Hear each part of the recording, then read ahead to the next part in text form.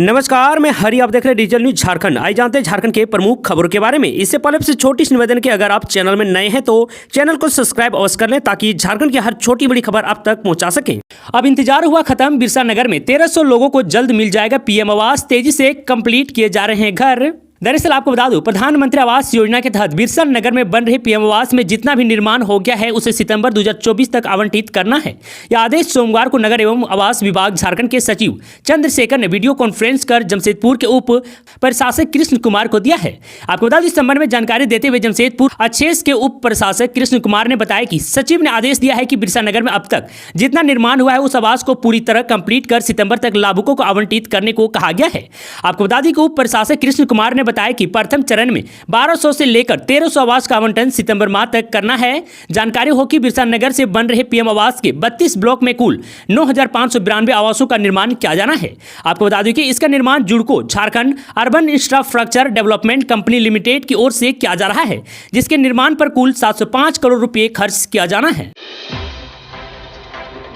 Air force में नौकरी का बढ़िया मौका अगर आपके पास है ये क्वालिटी तो हो जाए तैयार। दरअसल आपको बता दूं, भारतीय वायुसेना युवाओं को अग्निवीर वायु के रूप में अपने साथ जुड़ने का मौका दे रही है। बहरहाल इस बार इसमें वही भाग ले सकते हैं जिनकी संगीत में रुचि है। इसके लिए आगामी 3 जुलाई से 12 जुलाई तक कानपुर और बेंगलुरु में भर्ती रैली का आयोजन किया जाएगा। आपको बता दूं, इस भर्ती रैली में भाग लेने के लिए पूर्व रजिस्ट्रेशन अनिवार्य है। रजिस्ट्रेशन की प्रक्रिया 22 मई से ही जारी की गई है।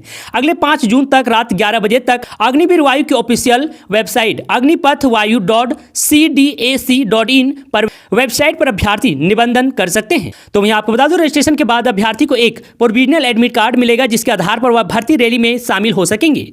आपको बता दूं, रजिस्ट्रेशन फीस 100 रुपये निर्धारित की गई है। इसके साथ ही अभ्यर्थी को जीएसटी भी देना होगा। आवेदन वही कर सकते हैं जिनकी जन्मतिथि 2 जनवरी 2004 और 2 जुलाई 2007 के बीच हो। आवेदक का अविवाहित होना अनिवार्य है। आपको बता दें कि आवेदक किसी भी मान्यता प्राप्त बोर्ड से 10वीं पास होना चाहिए। इसके साथ ही उसे संगीत की अच्छी समझ होनी चाहिए। टेम्पो, पिच, गायन, वाग यंत्रों की ट्यूनिंग आदि की जानकारी रखने वाले अभ्यर्थी ही भर्ती रैली में चयनित किए जाएंगे।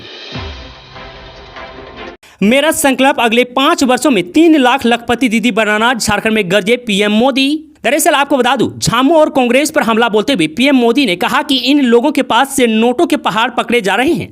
आप जानते हैं यह पैसा कहां से आ रहा है? यह पैसा आ रहा है शराब के घोटाले से। यह पैसा आ रहा है करोड़ों रुपयों के टेंडर के घोटाले से। यह पैसा आ रहा है खान खनिज खनन घोटाले से। तो वही पीएम मोदी ने लोकसभा चुनाव के 7वें चरण के मतदान से पहले प्रधानमंत्री नरेंद्र मोदी झारखंड में चुनाव प्रचार किया। उन्होंने दुमका में एक रैली को भी संबोधित किया। आपको बता दूं, इस रैली में उन्होंने संथाल को क्रांति की धरती कहकर संबोधित किया। रैली में पीएम मोदी ने इंडिया गठबंधन की पार्टियों पर जमकर निशाना साधा। पीएम मोदी ने बताया कि उनका संकल्प अगले 5 वर्षों में 3 करोड़ माताओं बहनों को लखपति दीदी बनाने का है। आपको बता दें, विपक्ष को घेरते हुए पीएम मोदी ने कहा कि वे दलित, आदिवासियों और पिछड़े आरक्षण की लूट नहीं होने देंगे। उन्होंने कांग्रेस और राज्य की सत्तारूढ़ पार्टी झारखंड मुक्ति मोर्चा यानी कि झामुमो पर झारखंड को लूटने का आरोप लगाया है। तो वहीं रैली को संबोधित करते हुए पीएम मोदी ने कहा, जो काम 10 वर्षों में हुआ है अब अगले 5 साल उसे और आगे बढ़ाना है। आपको बता दो, अगले 5 साल में 3 करोड़ माता बहनों को लखपति दीदी बनाने का संकल्प है। उन्होंने कहा 4 जून के बाद नई सरकार बनेगी। सरकार बनने के बाद मैं 3 करोड़ और पक्के घर गरीबों के लिए बनाऊंगा।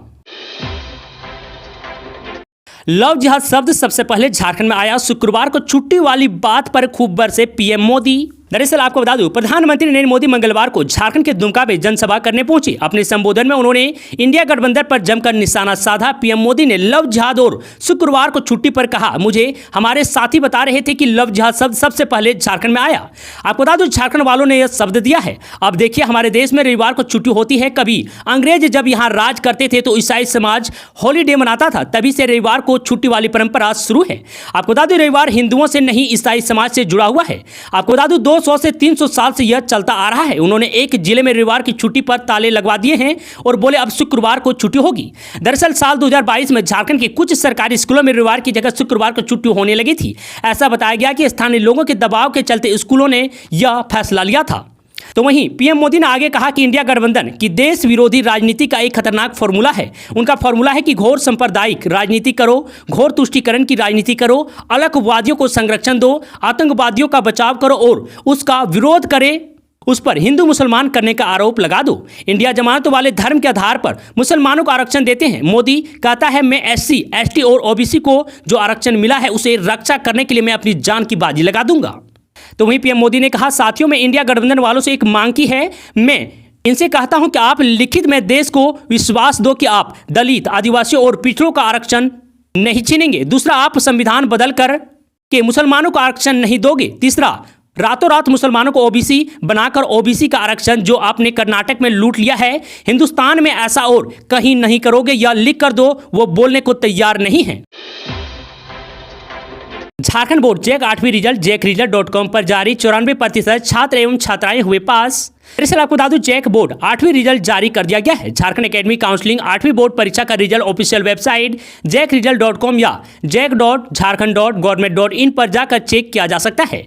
आपको बता दें, इस बार जैक बोर्ड 8वीं की परीक्षा 5,61,774 विद्यार्थियों ने दिया था, जिसमें से 5,28,962 विद्यार्थी यानी 94% पास घोषित किए गए हैं। आपको बता दूं, 341 विद्यार्थी आने की 0.067 स्टूडेंट का रिजल्ट अधूरा रहा है। आपको बता दूं, आने की 32,471 आने की 5.7% का रिजल्ट मार्जिन रहा है। फेल होने वाले बच्चों के लिए जैक विशेष परीक्षा लेगा। पिछले साल झारखंड बोर्ड 8वीं में 94% परीक्षार्थी सफल हुए थे। परीक्षा में 5,43,164 छात्र छात्राएं शामिल हुए थे, जिसमें से 5,15,688 सफल हुए थे।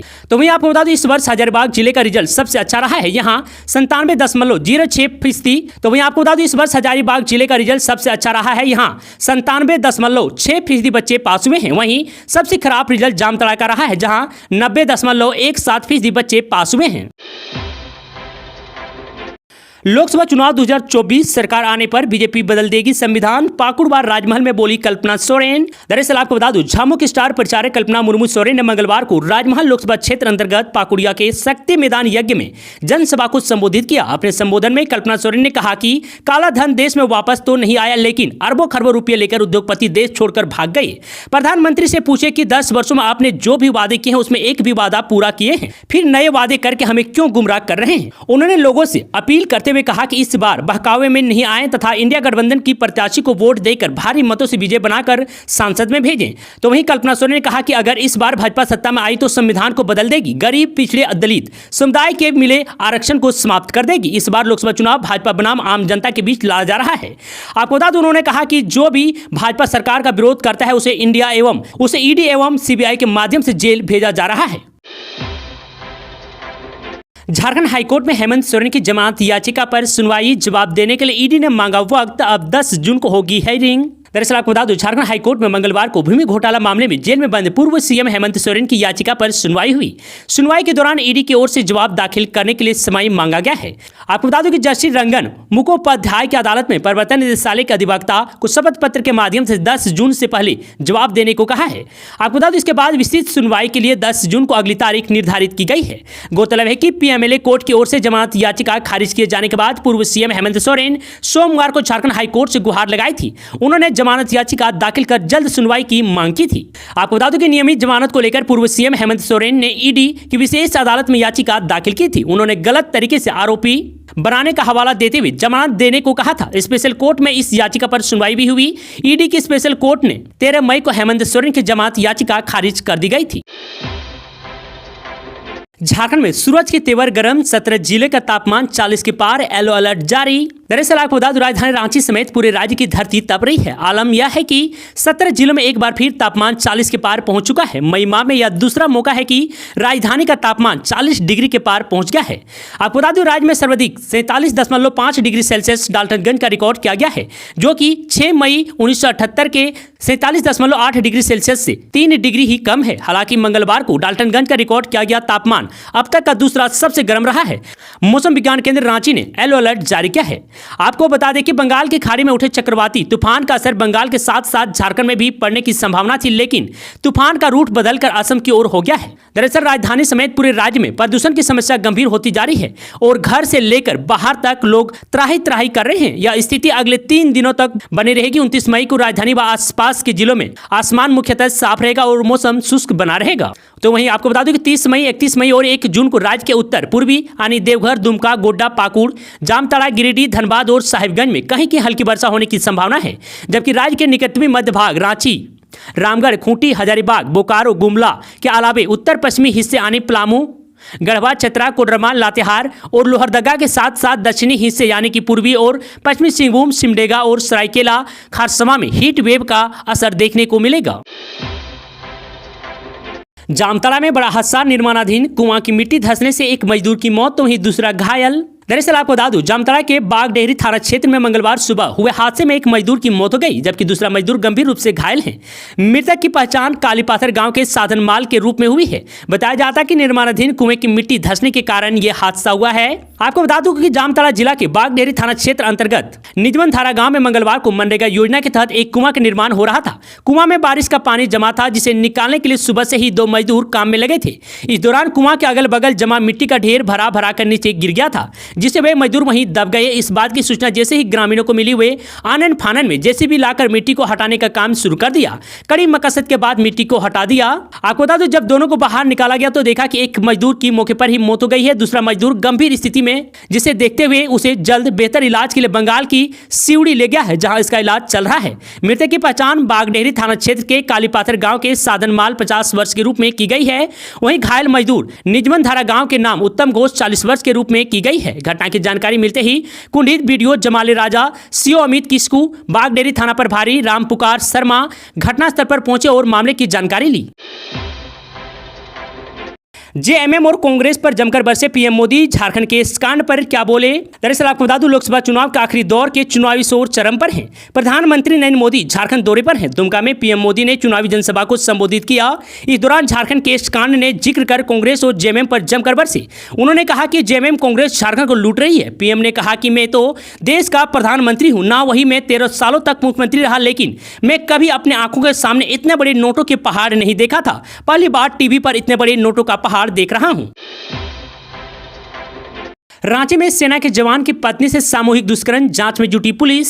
खरसीदाग ओपी क्षेत्र में सेना के जवान की पत्नी से सामूहिक दुष्कर्म का मामला प्रकाश में आया है। इस मामले में महिला के बयान पर प्राथमिकी दर्ज की गई है। घटना सोमवार की देर रात 12 से 1 के बीच की है। मंगलवार की सुबह पुलिस को इसकी जानकारी दी गई। इसके बाद पुलिस ने महिला की मेडिकल जांच कराई। ग्रामीण एसपी देर शाम खरसीदाग पहुंचे, घटनास्थल पर जाकर मुहैया किया। आपको बता दूं, उसके साथ डीएसपी मुख्यालय प्रथम अमर कुमार पांडे एवं नामकुम थाना प्रभारी इंस्पेक्टर ब्रह्मदेव प्रसाद उपस्थित थे।